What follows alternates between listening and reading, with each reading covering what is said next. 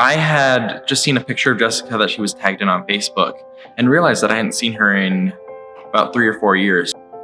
This year, the first time I heard from Austin after our missions was got a message from him.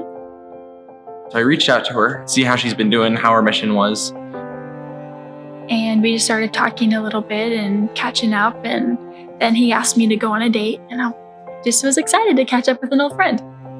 After our first date, I went back to New York for Memorial Day weekend. And the whole time I was gone, I just was looking forward to coming back so I could ask her on another date.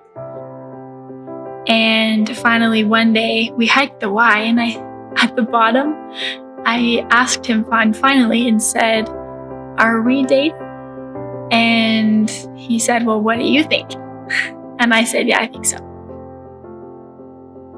We went to get ice cream to a wedding reception. We got dinner, we got waffles. And every time I just didn't want it to end. I just wanted to spend more and more time with her. He's very unselfish. He's always thoughtful and thinking about other people. One of my favorite things about her is she lights up a room and really energizes those around her. I love how he's a hardworking and totally devoted and very loyal and kind. And he's a happy, good guy.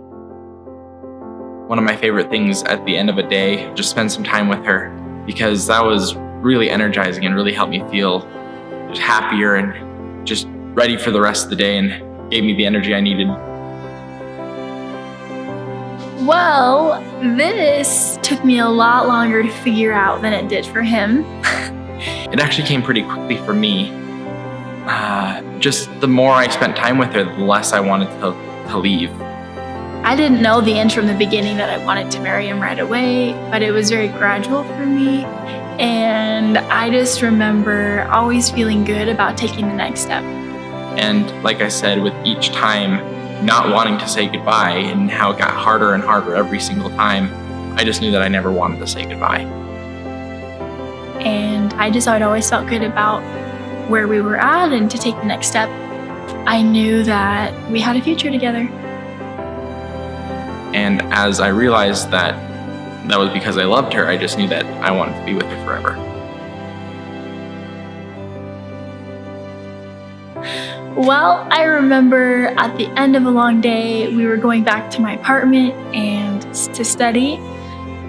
Jessica and I took a break and we took a little walk.